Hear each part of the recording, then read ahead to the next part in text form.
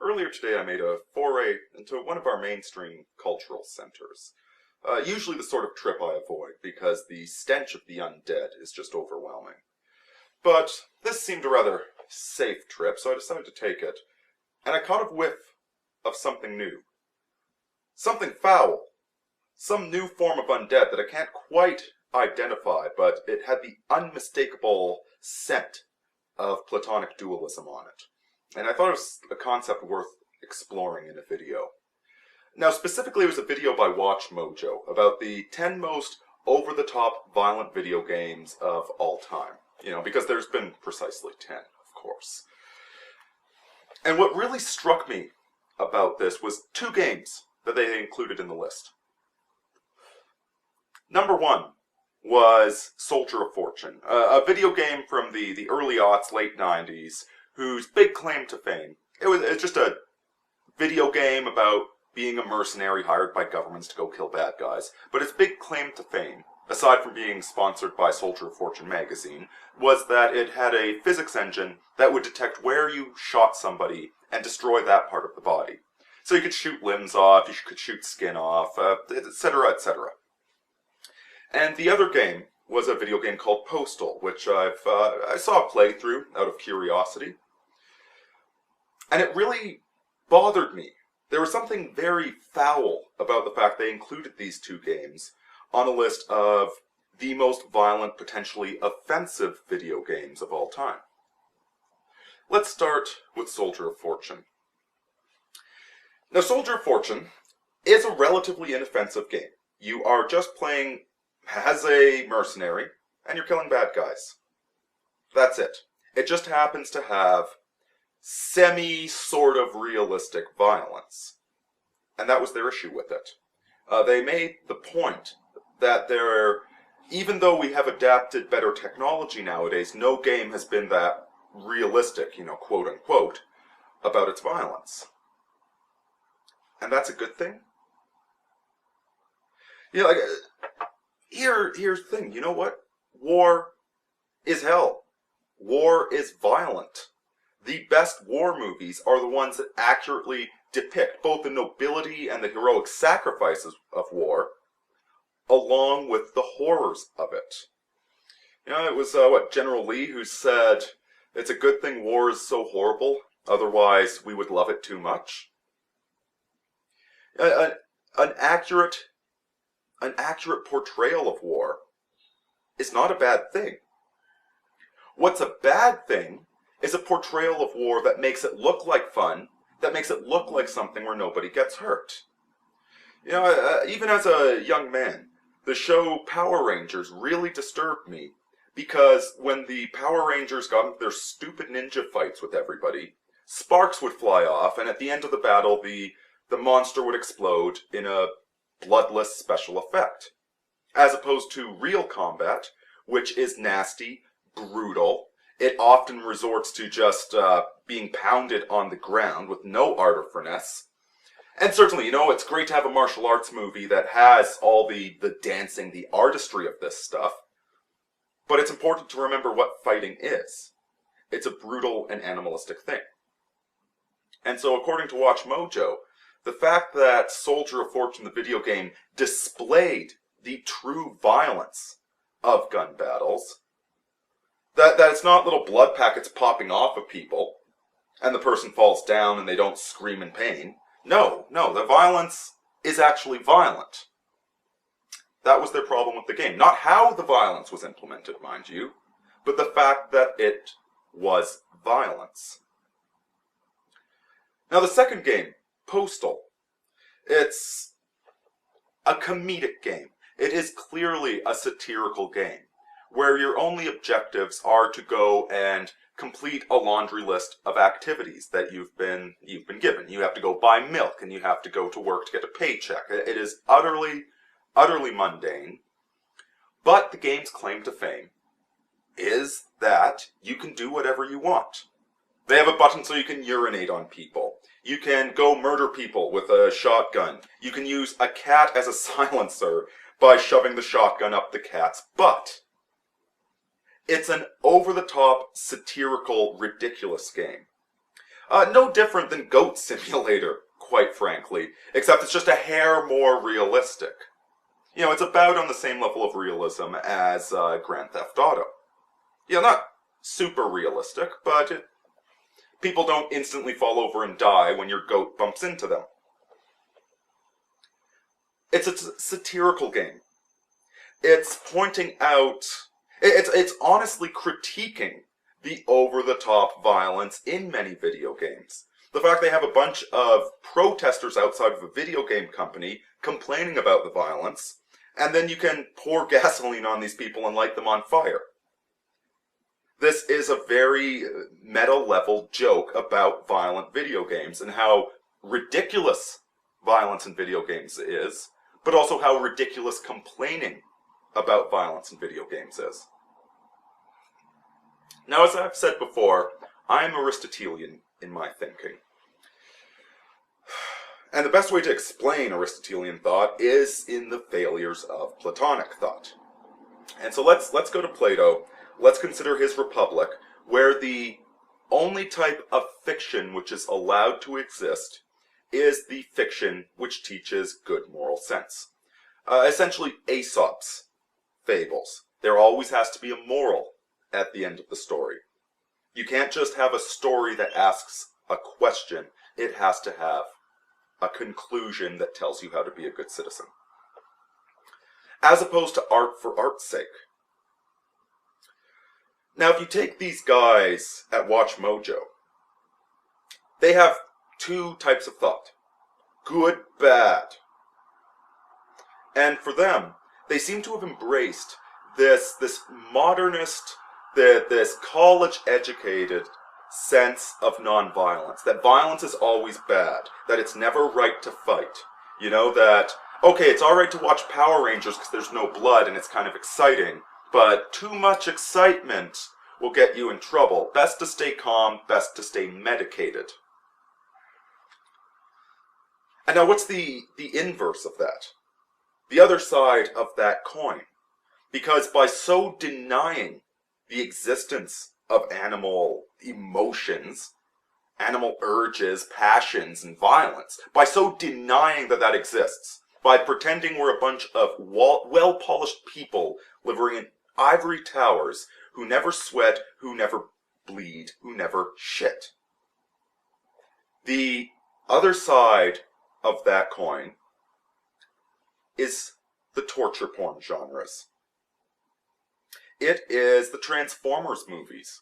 Nothing but insanely idiotic action with no cathartic value to it whatsoever, no purpose to it, no story. Or movies like Hostel, where there is no true narrative.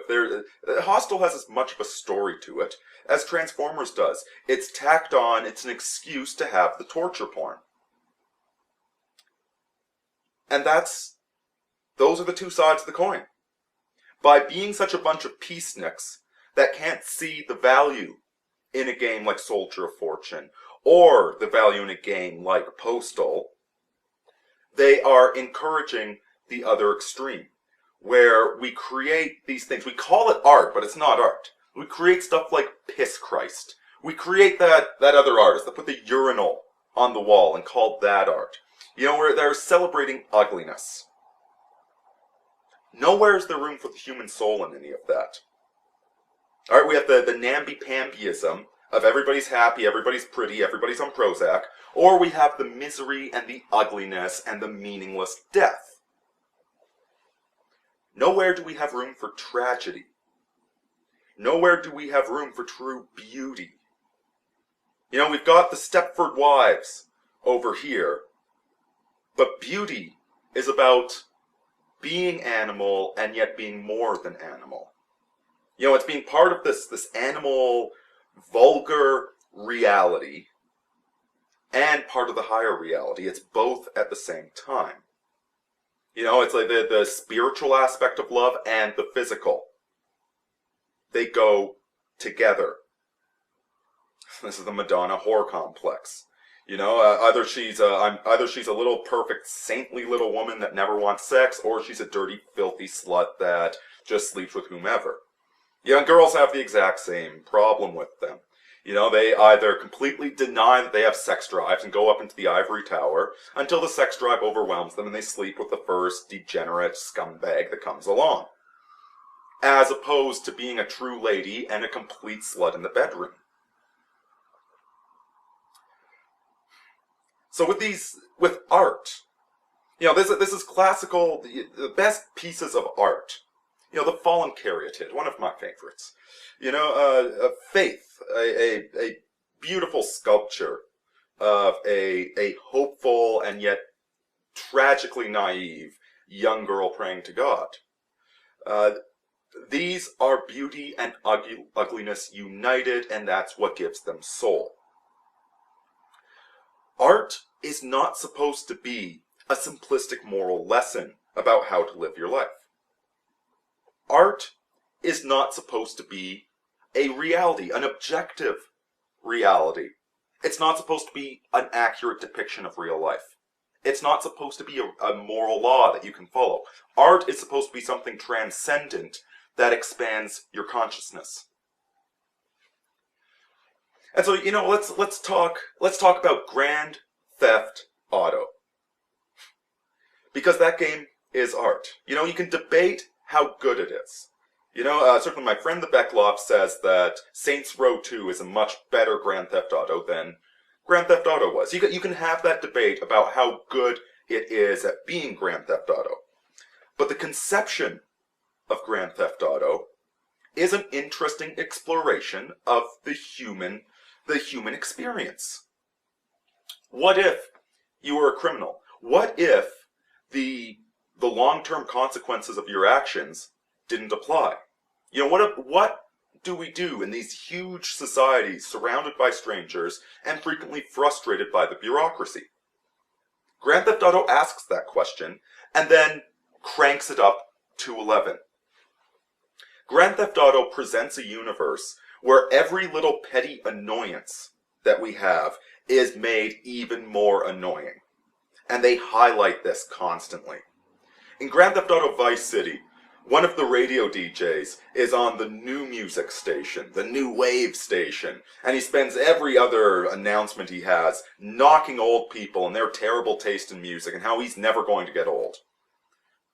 20 years later in Grand Theft Auto 3, he's on the classic rock station, championing the good old days, and about rock ain't the same anymore. You irritating twat. The talk radio is absolutely absurd. Again, in Vice City, they actually got a guy that writes books for the spiritual section of the bookstore, a guy by the name of Constantine. They got him into that video game to lampoon himself and lampoon the whole goth movement and the whole spiritual movement. What's his line? Sometimes on Sundays I go to the graveyard, drink a glass of blood, and cry.